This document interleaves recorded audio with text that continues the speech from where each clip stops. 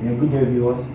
I'm Obaka Steven, and I have with me Mommy Victoria Adibayo. She's a well-known lady, and today we'll be taking on a series, Career Woman. So she'll be telling us what it takes to be a career woman, a wife, and also supporting your husband, especially in ministry. So, Ma, over to you. What does it take to be a career woman?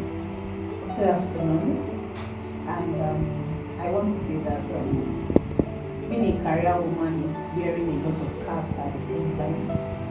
It takes a lot of strength, it takes a lot of emotional stability, it takes a lot of dedication and passion to find yourself to succeed in whatever you are doing. Because in career itself, you will find a lot of challenges. And also being a woman is also a very demanding role, so to say. So it's a cap of many futures when you talk about a career woman handling her home, the hope from the career itself, and supporting your husband in ministry or in whatever field of life that he is also in. Basically, career itself has to do with what you are found to do, and in doing that you have to also be best at it. So you will not say someone is a career woman if she's failing in her career. So I believe that you are talking about a successful career woman, which encompasses being the best in all this that you have highlighted, so to say. Okay. Thank you. So we're talking about a successful career woman. And now, what are the challenges you faced? Being a career woman, of which I know, seeing you, hearing a lot about you, reading about you per se, and I believe you're good and a successful career woman. Also a wife, a mother, and that's to support it. So what have been the challenges you faced so far? Okay. Challenges, I will just mention a few. First, you have to be the type that will wake up very early, because your career demands attention, and also the kids also demand attention. Like I used to tell people that I do work, I'm going back to school. I wake up like I'm going to school, and that's a lot in itself. There are times you have to sleep late. It takes a lot of time out of you. Also, I found this societal expectation, especially if you're a woman that you are doing the regular 9 to 8 to 5 job. There's a societal expectation on you as a woman, and so the society expects that there are some things that you should do, and this, when you have to juggle it with work, can be really challenging. It's a man's world. People say it's a man's world, and so definitely there are some things that the society puts into you, like cooking for the children, getting them ready for the school. These are things that it's societally everybody believes is a woman's job. And if you have a career to also cater for, you can really be sure that it's not going to be funny to do all that together. Then I also have this. One of the things I fought as a young woman was this idea that when you are looking for a support system, you are lazy. People look at you as being lazy. They think that when you want to get a house help, get somebody to clean your house for you, they term you lazy. And I think that is also a societal expectation. And as a career woman, if you allow that to define who you are or what you can achieve, then it becomes a major problem to you. You have to be able to understand that these things are not just what defines you. That you need a support system does not make you lazy in any way. You should also be able to make sure that you are not somebody that would always need attention. As a career woman, for me as a minister's wife as well, you are giving attention to people even even when you need attention. There's so many people that will say, oh, you didn't see me in church and she did not ask of me. And basically nobody cares to know what you have gone through. And so you give a lot of attention, you put a lot of putting up together even when things are not right with you. So it's quite a whole lot, and the challenges are enormous.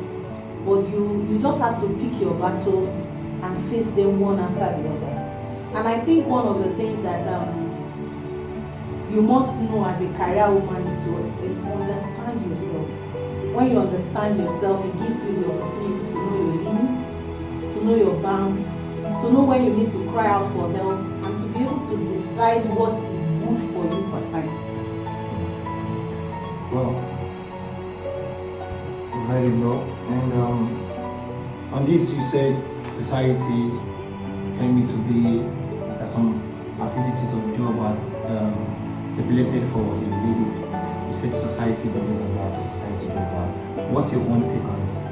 Talking about having some activities to do at home. Do you believe it ought to be up to the lady, or men should have a share in it? Okay, for me, I believe that when it comes to activities at home, it is good that both hands are on there. Yes, there are some things that naturally women do better. If you give a man 2 or 3 tasks to do together, it's likely to mess up one. Because a man is naturally not wired to do too many things at the same time. A man is wired to do one thing and focus well on it. Whereas a woman can do many things at the same time and still keep doing it. But that woman should be supported. So yes, I agree that yes, there are things that a woman can do best. But in doing it, there should be the support from the man to ensure that one party is not overburdened or labored or carrying the whole load while the other person is just there gallivanting around, so to say. Yes, some believe that the man is the provider of the house, but I tell you sincerely that nobody thrives on a raw material. Even when you have provided the money, nobody eats money. You still have to process, and it is in the processing that is real work. And so the processing should not be left alone to the woman. I think supporting the woman and also helping at home is something that every man should cultivate. It even makes your woman look younger, makes her more beautiful, and gives her enough time to even rest and not worn out or burn out, so to say, at the same time. Yeah, wow, that's nice. So men, we're hearing when you support your lady, your wife per se, it makes them younger and beautiful too. To those guys who look out there and have your eyes in the house. So thank you so much, ma'am. So moving forward, we'll say, what have you doing everything you've done? What if you say, when you become so stressful, what do you do? When I become stress is part of life, and I can say conveniently that stress is very normal. There are times when you are stressed and you don't even know it. There's some people that will call your attention to it and say, oh, what's wrong with you? You look tired, you look stressed out. The first thing is you have to understand that Christ is your anchor. For me, when I'm stressed, I want to go back to God. I want to identify the stressor. If it is something I can control, if it is something beyond me, I want to talk to God about it. I want God to help me. I tell him the way it is, exactly how I feel, so that he can take it up from there. You also want to take a mental break. Sometimes last year, I just told myself that I'll be off work for like 5 days. I did not take a normal or a proper leave. I just took a mental break. I ensured that I was not on social media. I was not on an official site where I could have access to emails. I took a mental break and I came back rejuvenated. Another one is to learn to rest and learn to play as well. You must learn to rest. You must find joy in what makes you happy. Then there are things that a woman should do. You should learn to play with. Naturally, there are times where you just want to play with. It's advisable that you play with. It is not all the time that you do all the chores at once. There are times when you ask for support. You just ask please, can I get support in this aspect? Can you help me with the kids while I cook? These are small things that causes stress, and your ability to respond to stress determines how far you will go. Scripture says if a man fails in the days of adversity, then his strength is small. So we are saying that stress, yes, is a major part of our existence. But as a woman, you must learn how to manage stress. Manage it in understanding that you can also seek support from your support system. Some of us have in-laws, some of us have uncles, aunties who we can come. Some of us have some people around us that are less privileged, that when you give them a token, they are willing to do some things for you. Then one thing that I have learned recently that has also helped me, I have learned to choose comfort over money.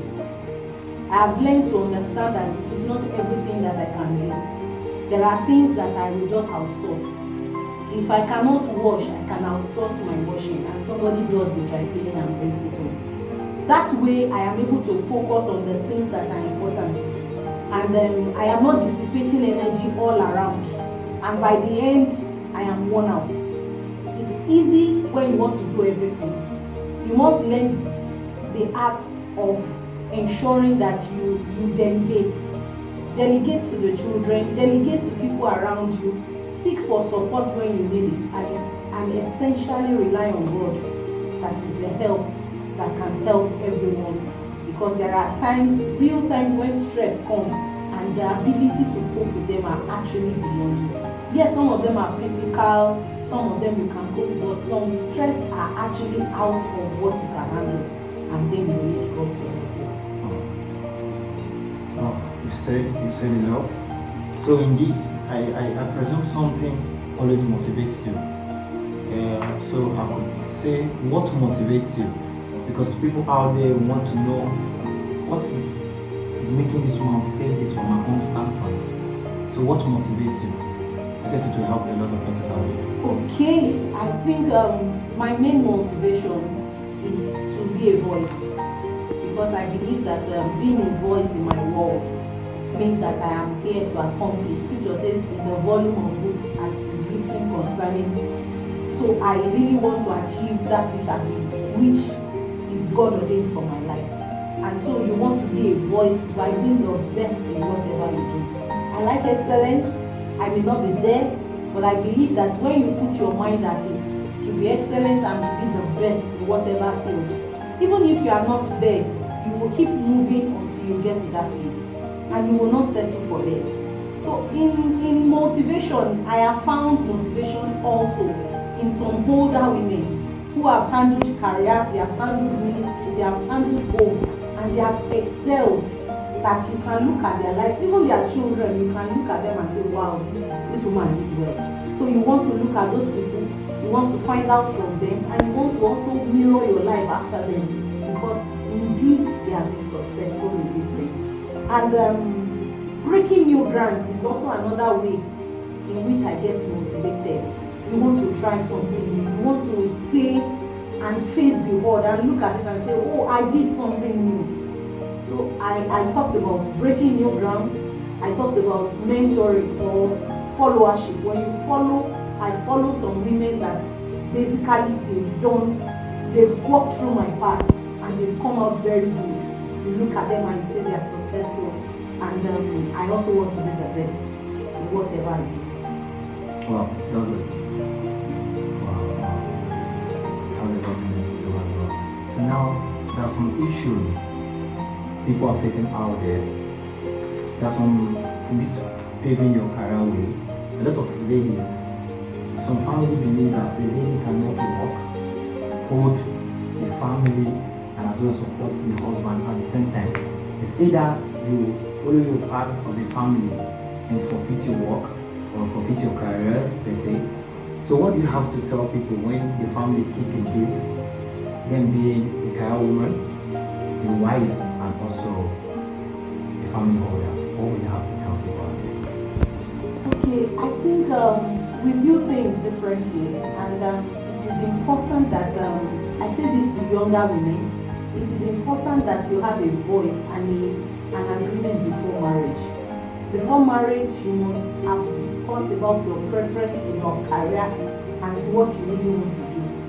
It is important that you discuss these issues so that they don't come back.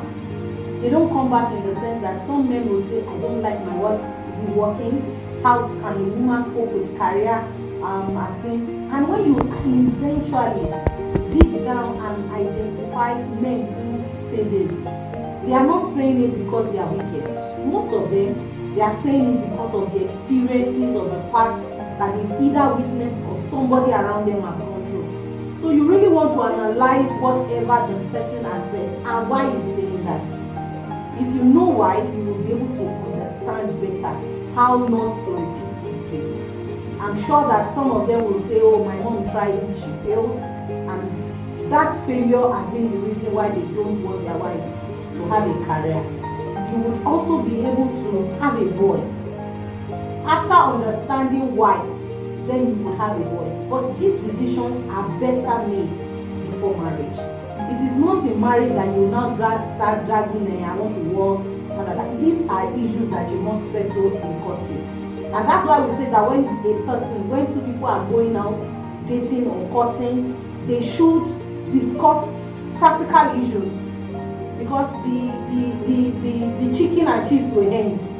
But these ones are the real issues of life that will possibly put a dent on the marriage. Holding career and the home and ministry or whatever supporting the man is possible. However, it takes the support of the two of them to be able to get this result. It's not something that you can say, oh, I'll do it alone. A woman needs the backing of the man. The partner must also be supportive. And if you have done all that and if the situation still persists, then I want to tell you that you need to put an extra on the work that you are doing, because when your results start speaking, then it will be obvious that it is actually possible. Another good approach is after you have said all you have said, the discussions have gone on, if things still continue that way, just allow your results to speak. Immediately your results start speaking. Maybe you are now becoming the best in your career, the awards are coming, the celebrations. There's no man that is not proud of a woman that is doing well. No man. And before you know it, everyone joins you to celebrate you and to ensure that they support you to really, really be the best. Okay, so I've heard everything which she has said. So, but there are some ladies in marriage already that actually failed to settle some things in courtship. Can you just give them one or two words on how to go, even where they're trying to show or tell the man the importance of being a career woman and how it could assist the home, but yet they still insist on them staying back? Some people go as far as telling the lady or the wife, is there anything you're lacking? I provide everything. You don't need to stress yourself. Just be at home, take care of your family, take care of the children, take care of everything. I will do the working, while you just do the spending. Let's say for some guys can say that, some men out there. So now what will you tell this lady? Because I believe there are some ladies who love the battle of career. They just want to go out there. They don't want to express some things. So what will you tell them? Okay, I think that we should get some things clear. And the two is there's difference between going out there to make money and building a career. Some people, yes, we know that yes, your career will give you some financial benefits, but doing what you love to do is more fulfilling than just the financial part of it. So if a man is coming from the angle of I provide everything for you, you may have everything and still not be satisfied because you have not been allowed to express yourself. There's an expression, there's a dream in every girl, and that if it is not allowed to be expressed, if you are not given that environment to blossom, you feel caged. So you need to, if a woman is in that kind of a situation where the man is saying you don't have to work, you need to calm down a lot, because some things are not going to be easy. You cannot fight the man, if not you will break the home. You need to calm down, discuss this issue repeatedly, make him understand why you want to go out, let him know that this is a dream for you and that this will bring out the fulfillment in you, and that if he loves you, he should be able to support your dream, and whatever you need from him to ensure that he it doesn't affect the home, then you can support. There are women who are living their dreams and they are working from home, and there are women who are living their dreams and because of the kind of career they are chosen, the partner decides to maybe take a full housemaid for them or takes a driver for them to ensure that their role at home is still not impacted. So if you are in that situation, you need to ask God for wisdom. Scripture talks about wisdom and understanding in building a home. Wisdom and the understanding to discuss these issues without breaking the home, to apply practical issues, and to also be able to be guided on what to do. There are situations and scenarios that are different. Because you talked about career. They vary. Some people are required to be on their jobs. A banking career is different from a teaching career. And so the time in which you need in these two professions are different. And if a man is insisting, he may be talking from the banking part. So you don't know, the situation is not the same. So the formula cannot be the same. In your own case, whatever it is that it is, whatever situation, you need to prayerfully calm down, not break the home because of this, and give the man reasons. It may not be immediate. It may take 1 or 2 years before he agrees, but finally he will agree. If you are calm with it, you are respectful, and you keep sharing your dreams and visions with him to make him understand that this is a childhood dream and you want to be the best you want. It is not money that makes a career, and it is not money that makes fulfillment. You can have money, he can provide all that you need, and you are still not fulfilled as a lady. And those are the points that you need to bring forth. Scripture even admonishes us that we should bring forth our strong points. So I believe that if you table your strong points before him and you respectfully talk about it every time, one day, very soon, when you least expected, the approval will come and you can blossom under him. Well, we've heard a lot about this, so you just have to calm down and above all, try to pray as well, because the heart of the king is in the Lord's hand, as God always said. So, but there are a lot of ladies out there too, young ladies per se, they are actually reject marriage proposal just because they are parting way to career, their career lane, they're trying to part it. And most times when marriage surfaces itself, they try to reject because they believe that they are not gotten to the peak of their life or where they want to be. What do you have to say to them? Should they continue or should they accept and still doesn't stop them from parting? Just what do you have to say to them? Okay, I believe that stopping marriage because of career is not a very wise decision to make for a woman. Because for a woman, if you have a successful career, your number one cheerleader should be your partner. Your partner should be interested in what you do and he should be willing to watch you grow. So marriage itself is an enabler.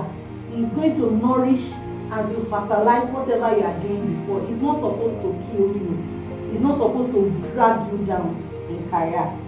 Your partner is your number one cheerleader, and so the fear of going into marriage should not come in place if you have gotten it right. And then it brings back to the topic of getting it right. Because yes, your career can be ruined if you marry wrongly.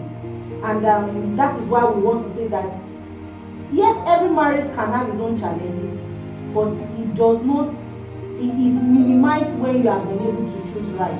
If you choose somebody that is interested in your growth and development, somebody that loves and cherishes you, whatever you love will naturally be the person's love, and the person will want you to grow.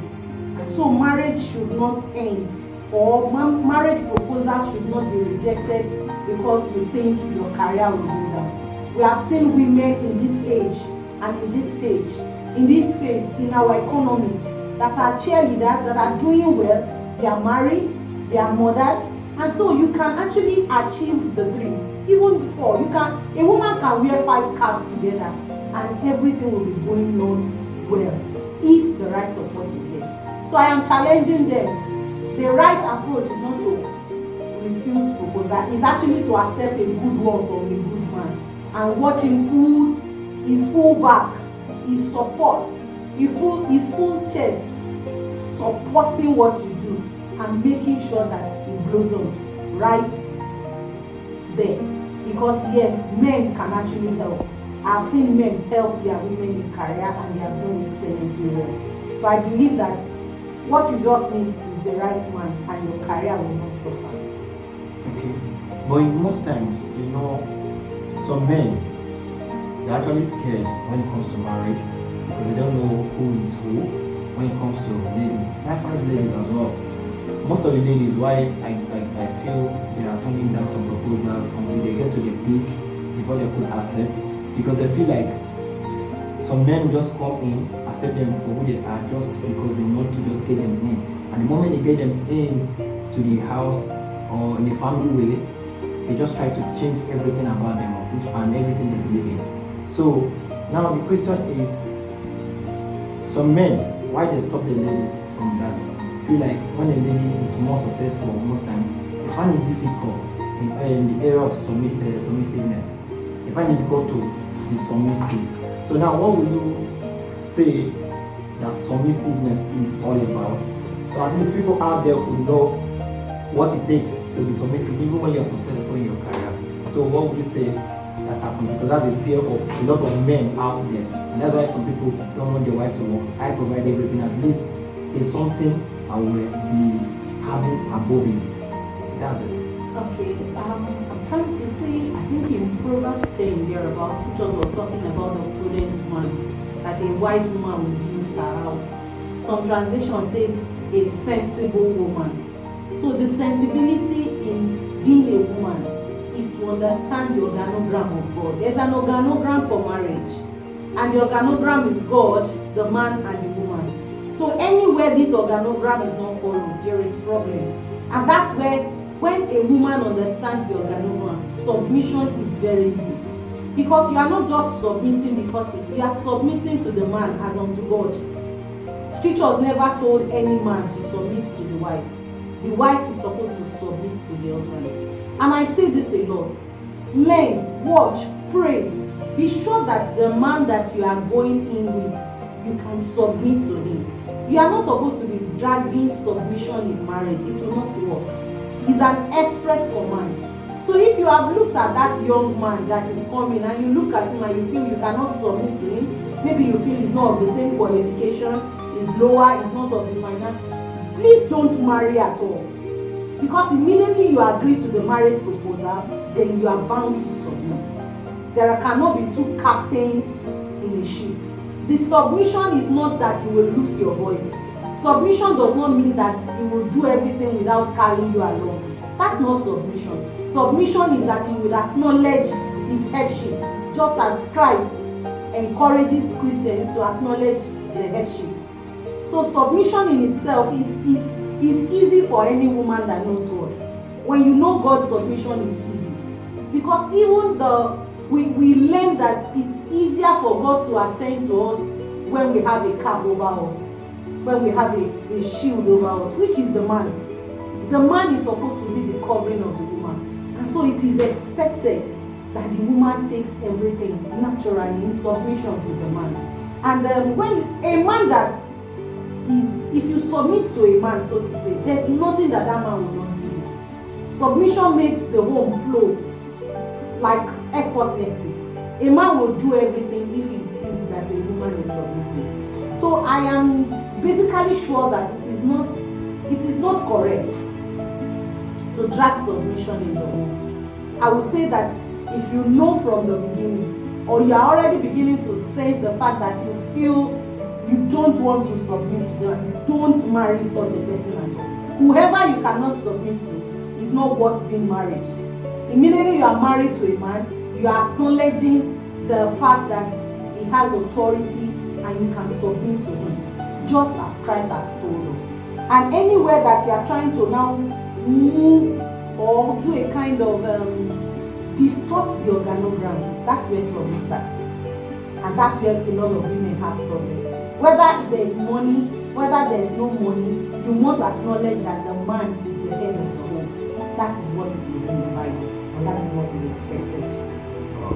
Very enough. But coming to what you just said, but there are some ladies who are scared of this, finding it difficult to submit. They are scared of this part. Many people they believe that submitting 100% is like being enslaved, something like that. Because just like to them, they believe like just as if that you're promoting me.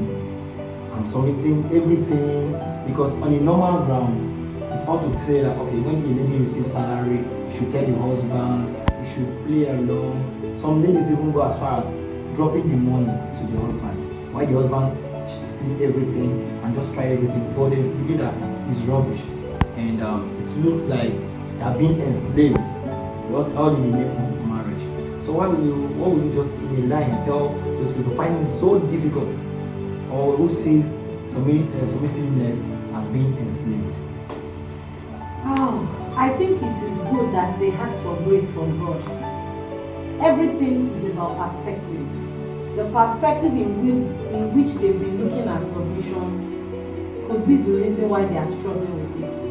If you look at it in the line of the reality of what God expects us and how God expects us to live our life, submission will be very easy to do. God says it and I follow it. And there's actually a blessing for every woman that submits to the man. Your children are blessed. You are also blessed because the man prays for you. The man is given the authority to bless a woman.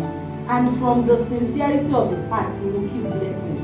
And you will begin to experience blessings. So it's a deeper command, and it is something that we must know. And if anyone is struggling, the person needs to ask God for grace to submit.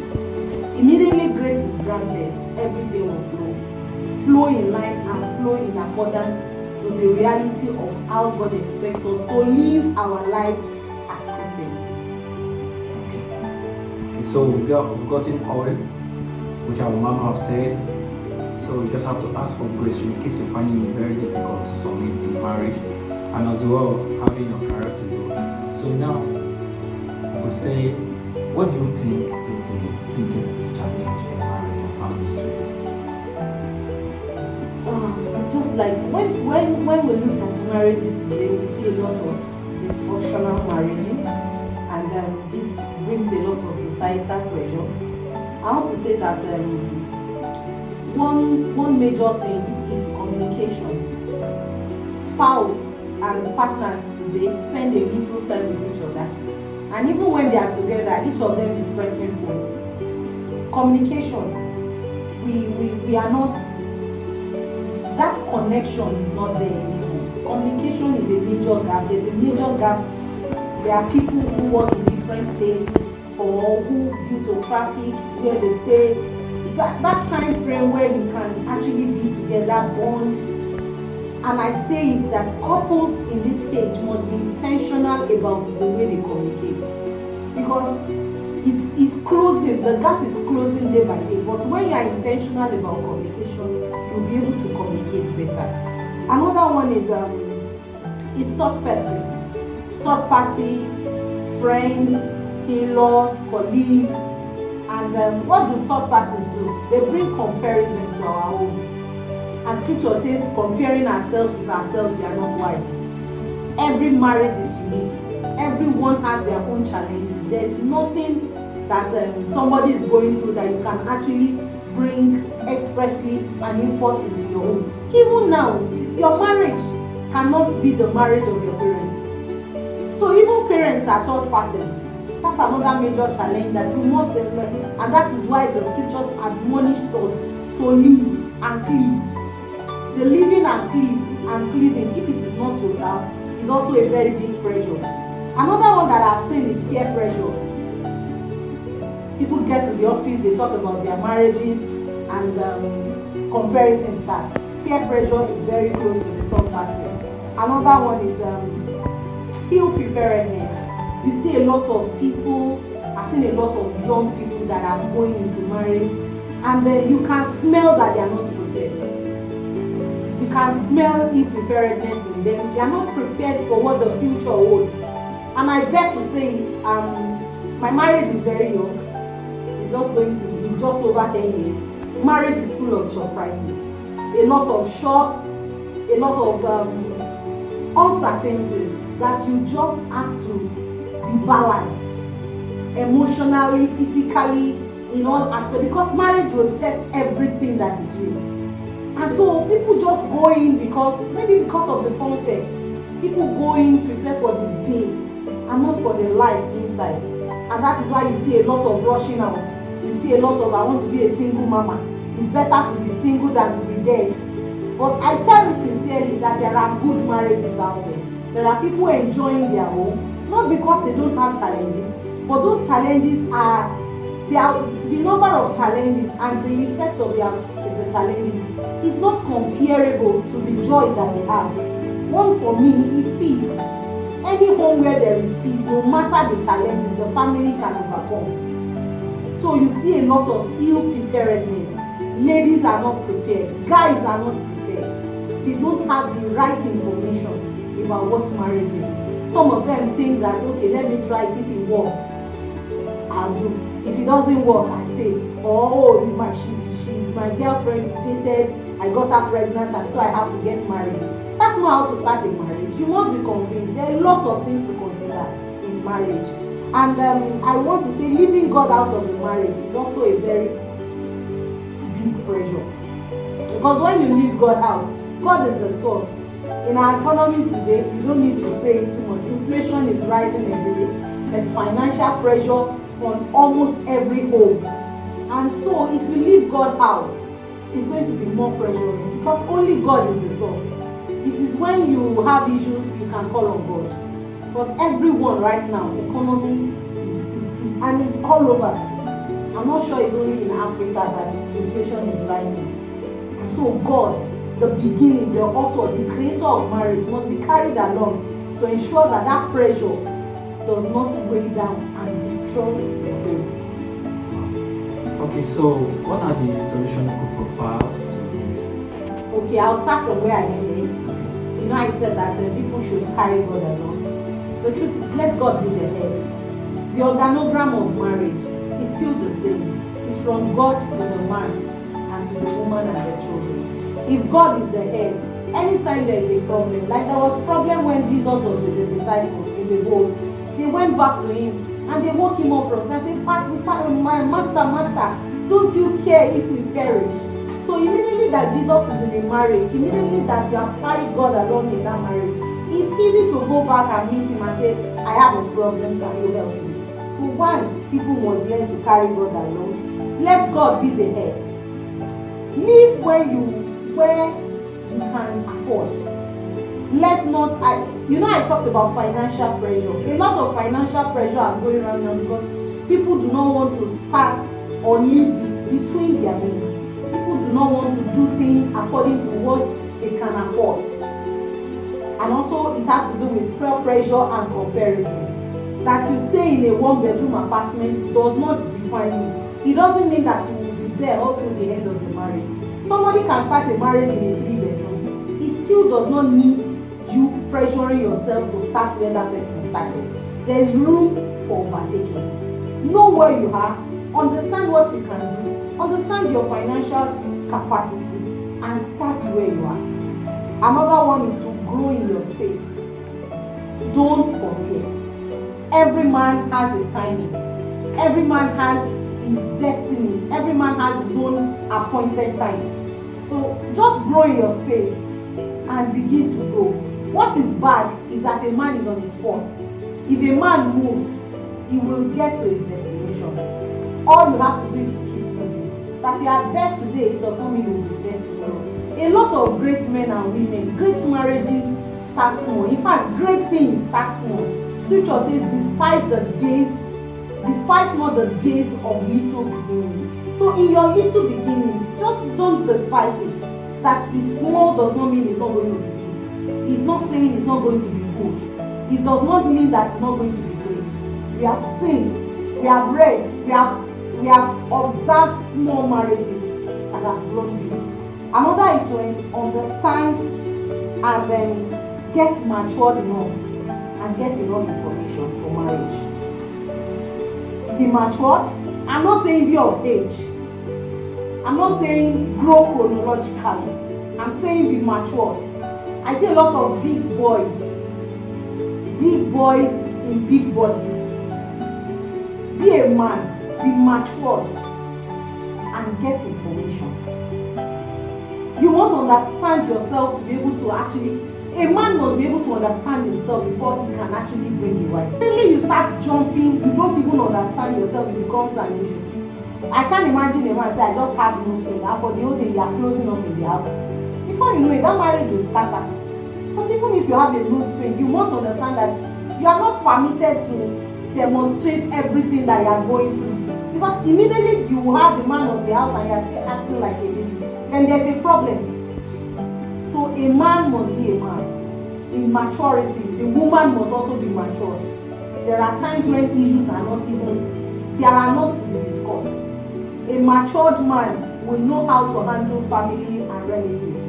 A matured man will know how to deal with the wife with love and how to correct in love. And lastly, I will talk about discussing and having common issues. You know, I started from communication. Communication also has to do with discussing. There are issues, you will definitely have issues. There's no marriage where issues don't arise. But when they arise, how you handle the marriage, how you handle the issues, determine the strength and the future of the marriage. That there is a discussion, that there is a disagreement, and one disagreement, you are still there 1 month, they will still offend you again. How will you settle that one? You settle the disagreement, you move forward. Another one will occur, you settle, you move forward. And each day you learn yourself, you learn your partner, and you grow stronger. So I am saying that understanding and having a common ground on issues is also very important. Check most marriages where they trash their issues. You sit down and say, I don't like it, and the woman says, you did this. They are able to resolve their issues. They grow stronger in friendship than when you have to wait for, hey, I'm going to tell my daddy. Nobody tells daddy or mommy in a marriage and is considered a serious man. Daddy's marriage is not your marriage. Mommy's marriage is not your marriage. This is your marriage, and I say it categorically that there's no good marriage without hard work. Every good marriage is hard work. You have to work out your joy, work out your limitations, work out your fears, work out your challenges, and be yourself. And before you know it, you'll be counting 10 years, God sparing our lives 20 years, and you have a lot of stories to tell about marriage. So we heard a lot about the marriage issue. But there are some questions people will ask. Is there a specific age where we say, okay, now as a guy, there's a specific age where you have to get married? As a lady, is there an age where we say, okay, this is the age where you could leave or get married? Because I've actually discussed with a lot of men, like if the daughter is not up to 25, I'm not releasing her for marriage. Whether she is a graduate or not, until I see that maybe she's good. But now, are we talking from the aspect of age factor here, or what do you think? Is that a stipulated age where you could release your daughter, or allow your son, give your son the blessing to go ahead with his own home? Okay, I think that when it comes to age, it's not as important as the maturity. Recently I was talking to my boy and I told him, I said, I know that if I release you out there to write common entrance, you will pass the flying colors. But I don't see that you are ready. Because if there's maybe there is a clash between yourself and your brother, you will just sit down somewhere and be crying. I say, it means that if they bully you, you will cry. So I need you to be tough. I need you to grow out of this. So there's difference between age and marriage, or say maturity, so to say.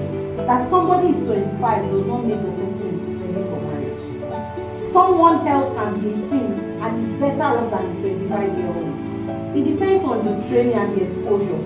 And in parenting these days, we are learning to parent with responsibility. The responsibility aspect of how well that child has grown, how the child has been raised is also very important in maturity. There are people who have not been taught how to deal with their own issues, that they rely on mommy to do everything. You can't call those such people even when they are 30 mature. Something happens, they are calling home. How well are you able to respond to issues? These are a measure of maturity. How independent are you in thinking? How prudent are you also financially? How well can you stay on your own and do your things? How independent from home are you being? And if we can get a measure of all that, then there's no point. We'll trust God to help you. No one has a formula for marriage, that is the truth, because no two marriages are the same. But if you have the basics, the strength of character is also very important. Then we can believe God to help you through as you go through the journey of marriage. It is not about age. Chronological age is not important. Yes, you can say, okay, physically the person should be mature, but it is to me less than 10% of what you need in marriage, basically. Okay, now thank you so much, Ma. We've heard, and I believe every viewer out there listening to this, seeing this, coming in contact with this video will as well teach you what family entails, talking about career woman, being a wife, and also being supportive. So now we've actually come to this end of the section. Our mama here, she's a scientist. She has gone far, different states and such, and she's also a successful career woman. So Mama, thank you so much for coming, for actually accepting to come visit, and for actually sharing piece of information to people out there which will impact their lives and destiny. So I am Ubaka Steven. You have to subscribe to the channel. Whenever you view this, subscribe to the channel, Ubaka Steven, UBAKASTPHEN. And my contact number, my hot number is +234 081 6076 7206. So for viewers outside the country, you have the country code there. Thank you so much.